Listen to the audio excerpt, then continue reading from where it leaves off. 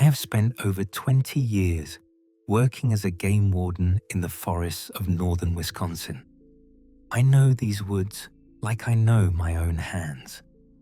Every trail, every creek, every clearing where the deer gather to feed. I have tracked poachers through blizzards and rescued lost hunters from ravines. I have seen animals do strange things, behave in ways that seem to defy their nature, usually because of disease or injury or human interference. But I have never seen anything like what I have seen in the past 3 weeks, and I do not think anyone else has either. My name is Boyd Tanner. I am 45 years old, and I am writing this from my truck at the edge of the Kettle River State Forest, watching the tree line as the sun goes down. I have always believed that the natural world operated according to certain rules. Predators hunted prey. Herbivores ate plants. The ecosystem maintained its balance through instinct and evolution. Those rules do not apply anymore. Not in these woods. Not since whatever happened 3 weeks ago. I have seen deer eating other deer, not scavenging carcasses the way animals sometimes do when food is scarce. Hunting, killing, feeding on the flesh of their own kind while they are still alive. I have reported it to my supervisors. They do not believe me. They think I have been working too long, spending too much time alone in the woods. They have suggested I take some time off, see a counselor, get my head straight. But I know what I saw, and I know it is getting worse. It started 3 weeks ago, on a cold morning in late October. The kind of day when the forest seems to hold its breath in anticipation of winter. I was doing a routine patrol, checking hunting blinds and looking for signs of poaching activity. I found the first carcass in a small clearing about 2 miles from the main road.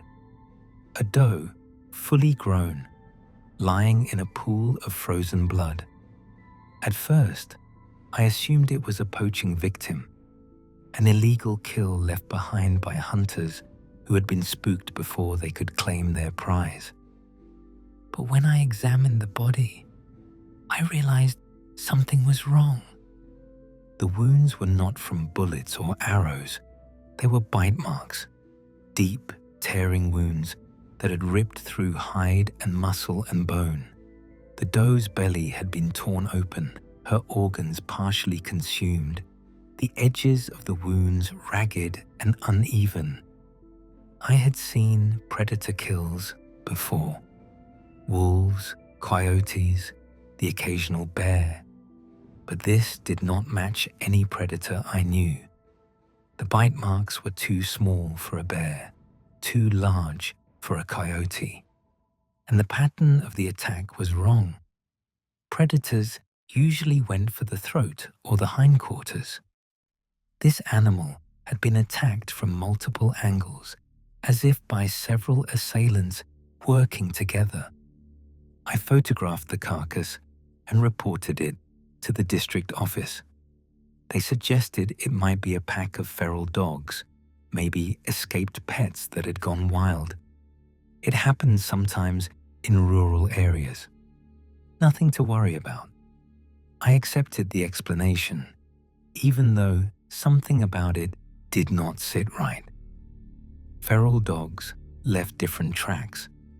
Feral dogs did not eat with such precision, such focus. I would find 2 more carcasses before the day was over. The days that followed brought more dead deer, scattered throughout the forest, all of them killed in the same way. Bitten, torn, partially consumed. Some were bucks, some were does, some were fawns, barely old enough to survive on their own. The attacks showed no preference, no pattern that made sense from a predator's perspective. Whatever was killing these deer was not selecting for weakness or vulnerability. It was killing indiscriminately, taking whatever it could catch. I set up trail cameras in areas where I had found carcasses, hoping to capture footage of whatever was responsible. I checked the cameras daily, scrolling through hundreds of images of deer and squirrels and the occasional coyote passing by. On the 5th day, I got what I was looking for. The footage showed a clearing at dusk, the light fading, the forest going grey. A small group of deer entered the frame, maybe 6 or 7, moving together the way deer often did in the fall. Then one of them turned on another. I watched, unable to believe what I was seeing. A doe, seemingly healthy, suddenly lunged at the deer beside her. She bit into its neck, her teeth tearing through hide, blood spraying across the dead leaves. The attacked deer screamed, a sound I had never heard a deer make, and tried to run. But the others closed in, surrounding it, biting and tearing, bringing it down in seconds. They fed while it was still alive. I could see its legs kicking, could see the steam rising from its open body cavity, could see the other deer pushing their faces into its wounds, eating with a hunger that seemed impossible for animals that had evolved to eat grass and leaves. I watched the footage 3 times. Then I called my supervisor and asked for an emergency meeting. He watched the footage once, frowned, and said the video must have been manipulated. Deer did not do that. It was not possible. I asked him to send someone to investigate, to bring in wildlife biologists, disease specialists, anyone who might be able to explain what was happening. He said he would look into it. That was 2 weeks ago. No one has come. I watched the behavior spread through the deer population over the following days. My trail cameras captured more incidents. Small groups of deer turning on each other with sudden, savage violence. Does attacking their own fawns. Bucks fighting not for dominance, but for food. Tearing at each other's flesh with teeth that seemed sharper than they should be. The attacks always followed the same pattern. One deer would initiate, usually the largest or the strongest, and the others would join in. They worked together like wolves, like predators that had evolved to hunt in packs. But deer were not supposed to hunt. Deer were supposed to run. I started finding more carcasses, not just in the areas where I had placed cameras, but throughout the forest, in clearings and along creek beds and at the edges of roads where deer normally came to feed on the grass that grew in the ditches. The hunters started noticing too. I received calls from men who had been coming to these woods for decades, men who knew deer better than they knew their own families. They said something was wrong. The deer were acting strange, aggressive. They had seen deer chase other deer, seen them fight over carcasses like dogs fighting over scraps. One hunter told me he had shot a buck that morning, a clean kill, dropped it with a single shot from 200 yards. When he went to claim the body, 3 other deer were already there, feeding on his kill. They did not run when he approached. They looked at him with eyes that held no fear, only hunger. He had left without his trophy. He said he was never coming back to these woods again.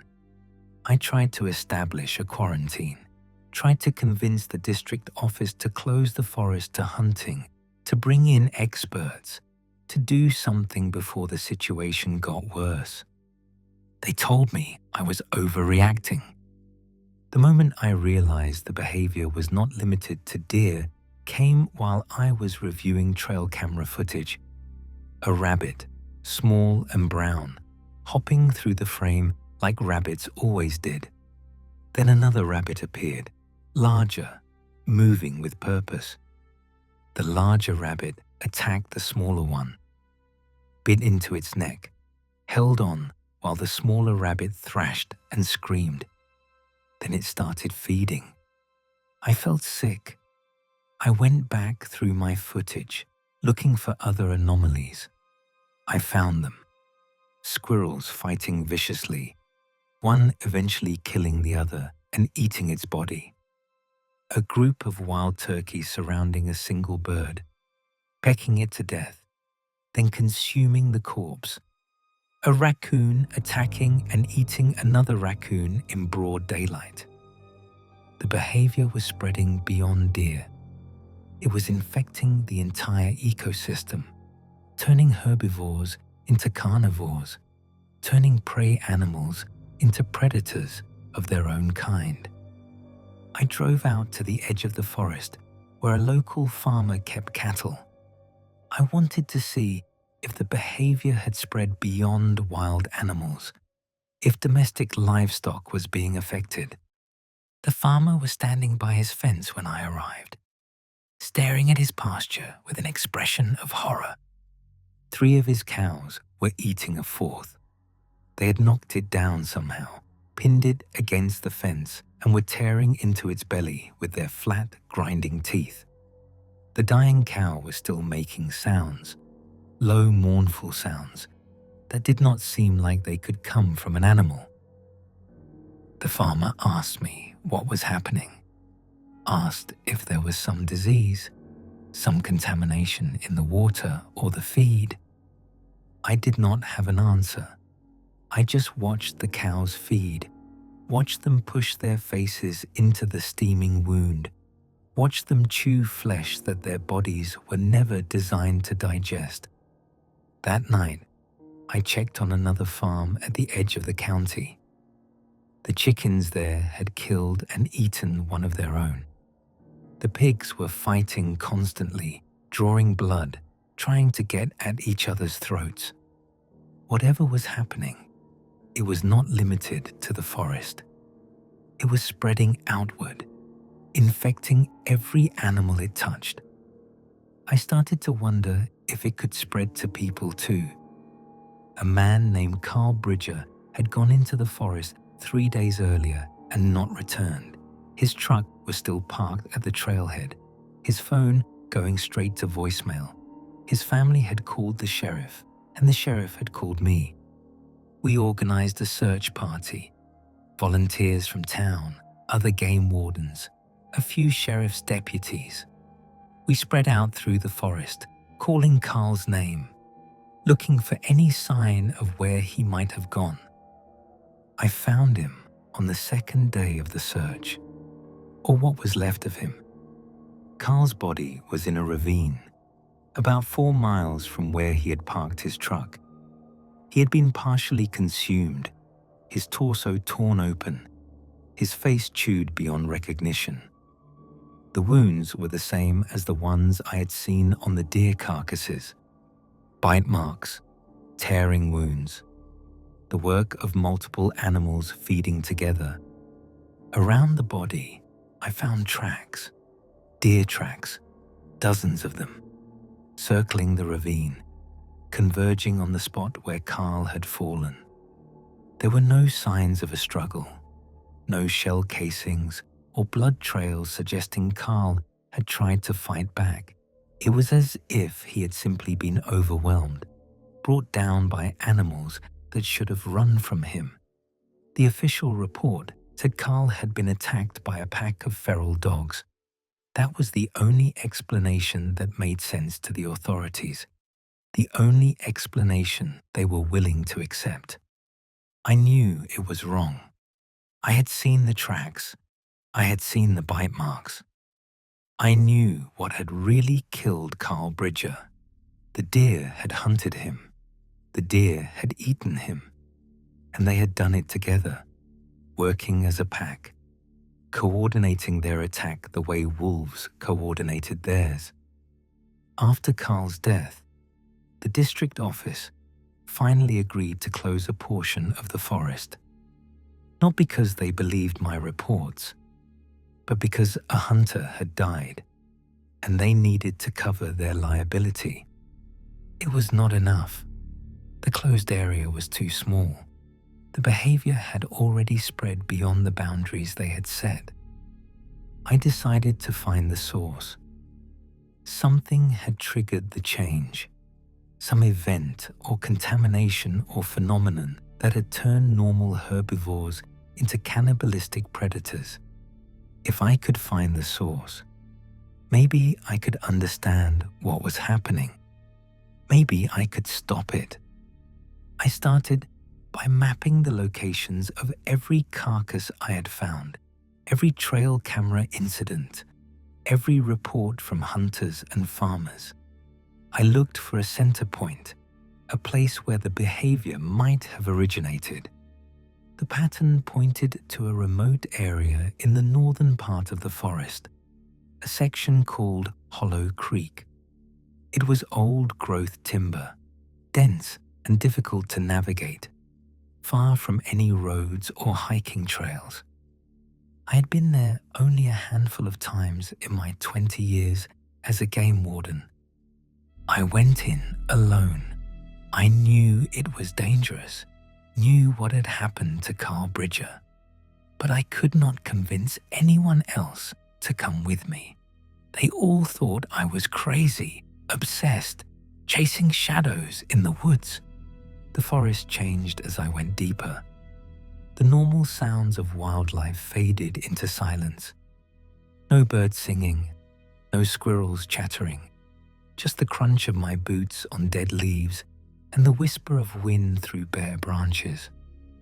I started seeing deer, not running from me the way deer should, but watching, standing in the shadows between trees, their eyes tracking my movement, their bodies still and alert. There were dozens of them, maybe more, spread through the forest on either side of me. They did not attack. They just watched, as if they were waiting for something, as if they knew where I was going and wanted to see what I would find. I reached Hollow Creek as the sun was beginning to set. The creek bed was mostly dry, just a trickle of water running through a channel of smooth stones. On the far bank, I saw something that made me stop. A depression in the earth, maybe 20 feet across. The ground around it was blackened, scorched, as if something had burned there recently. But there was no ash, no charred wood, just dead earth, dark and lifeless, in a perfect circle.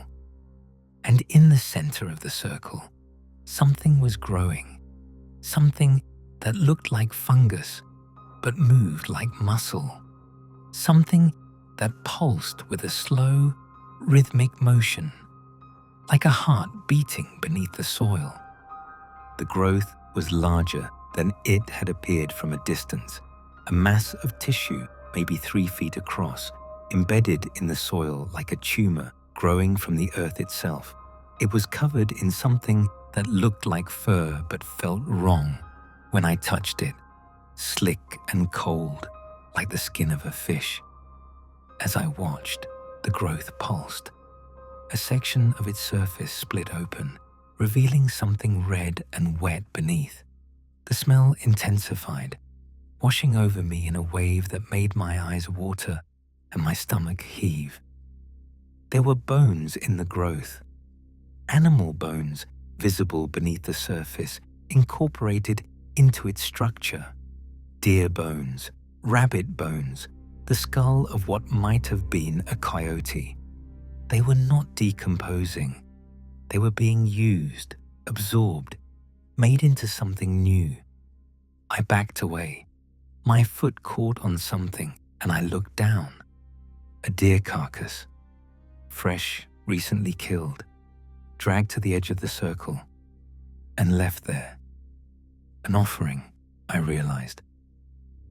The other deer had brought it here, fed it to whatever was growing in that scorched earth. I heard movement behind me, turned to see the deer emerging from the trees, dozens of them, forming a loose circle around the clearing. They did not look afraid. They did not look like prey animals at all. They looked hungry. I drew my weapon, knowing it would not be enough, knowing I could not fight off this many animals. But they did not attack. They just stood there, watching, their eyes reflecting the last light of the setting sun. One of them, a large buck with a broken antler, walked forward. It stopped at the edge of the burned circle and lowered its head as if bowing. Then it walked into the center, stood over the pulsing growth, and waited. The growth moved. Tendrils of that wrong tissue reached up, wrapped around the buck's legs, pulled it down. The deer did not struggle, did not try to escape. It just stood there, calm and accepting, as the growth consumed it. I ran. I ran through the forest, past the watching deer, past the silent trees, all the way back to my truck. I drove home without stopping, without looking back, without letting myself think about what I had seen. I did not sleep that night. I'm not sure I have slept since. I reported everything to my supervisors, to the county sheriff, to state wildlife officials. I told them about the growth in Hollow Creek, about the deer bringing offerings, about whatever infection was turning herbivores into carnivores. No one believed me. No one wanted to believe me. They sent a team to investigate the area I described. The team found nothing. No burned circle, no growth, no evidence of anything unusual. They reported back that I had been under too much stress, that I needed to take mandatory leave, that my judgment could no longer be trusted. I went back myself. 2 days later, the circle was still there.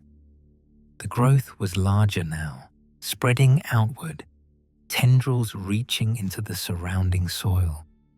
There were more bones visible in its mass, more carcasses piled at its edge.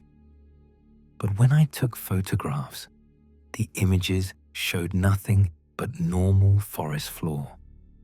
When I recorded video, the growth did not appear on the footage.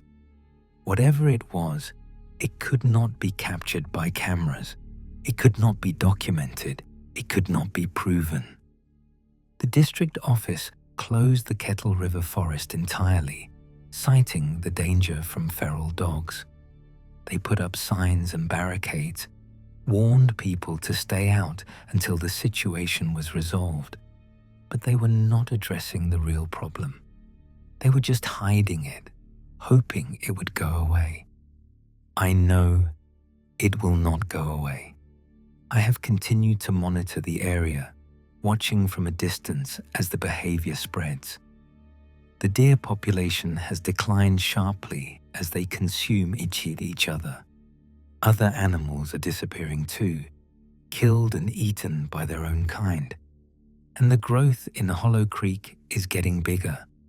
I can feel it now, even from miles away. A pressure in my mind, a hunger that is not my own, whispering at the edges of my thoughts.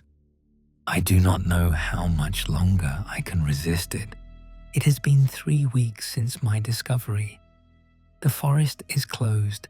The official story is feral dogs, and no one is investigating the real cause. But the infection is spreading. I have heard reports from neighboring counties, stories of livestock behaving strangely, of wild animals attacking each other, of pets turning on their owners.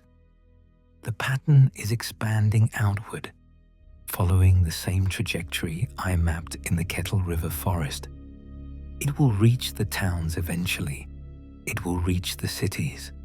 And when it does, I do not know what will happen. I have started to feel the hunger myself, just at the edges, just in my weakest moments.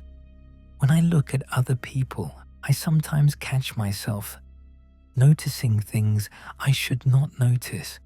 The pulse in their necks, the warmth of their bodies, the meat beneath their skin. I tell myself it is just stress, just trauma, just my mind playing tricks after everything I have witnessed. But I am not sure anymore. I'm not sure of anything. The thing in Hollow Creek is still growing, still calling to the animals that feed it, still spreading its influence outward, turning prey into predator, turning the natural order inside out. I do not know what it is. Do not know where it came from or what it wants. I only know that it is hungry, and that hunger is contagious, and that it will not stop until everything that can eat has learned to eat flesh. I wonder if it started with the deer, or if the deer were just the first ones to answer its call. I wonder if the growth is the source of the infection, or just a symptom of something larger, something that has been waiting in the earth for a very long time. I wonder if there is any way to stop it. I do not think there is. Pay attention to the animals around you. Watch your pets, your livestock, the wildlife in your area. Look for signs of unusual aggression. Look for animals hunting their own kind. If you see these signs, do not dismiss them. Do not tell yourself it is just stress or disease or environmental factors. The infection is spreading, moving outward from Hollow Creek, touching every ecosystem it encounters.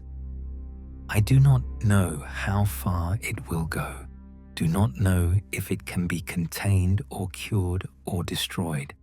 I only know that it is real, and it is growing, and it is changing the fundamental nature of every animal it touches. I have thought about going back to Hollow Creek, about finding the growth and destroying it, burning it, doing whatever it takes to stop the spread. But I am afraid that I have already been infected, that the hunger whispering in my mind is the same hunger that drives the deer to feed on each other. I am afraid that if I go back, I will not return as myself. I have been watching the deer that gather at the edge of the forest, just beyond the barricades that keep people out. They stand there for hours, watching the road, watching the cars pass by, watching the people inside. They are not afraid anymore. They do not run from humans the way deer are supposed to run. They watch, they wait, they hunger. I think they are learning, adapting, preparing for the day when their numbers are large enough, when their hunger is strong enough, when they are ready to hunt something bigger than other deer. I think that day is coming soon, and when it arrives, no one will be ready for what comes next. The hunger is patient, the hunger is spreading, and eventually, the hunger will come for all of us. I can feel it now, as I sit here in my truck, watching the tree line. That whisper in my mind, that pressure at the edges of my thoughts. The thing in Hollow Creek knows I am here. It knows I have seen it, and it is calling to me the same way it calls to the deer, the same way it calls to every animal that has fallen under its influence. It wants me to come back. It wants me to feed it. And some part of me, some terrible part that I do not recognize, wants to answer. I am going to drive away now, going to go home, lock my doors, try to forget what I have seen, try to pretend that everything is normal, that the natural world still makes sense, that the deer in the forest are still just deer. But I know the truth. I know what is waiting in Hollow Creek. I know what the animals are becoming. And I know that sooner or later, one way or another, I will go back. The hunger always wins in the end.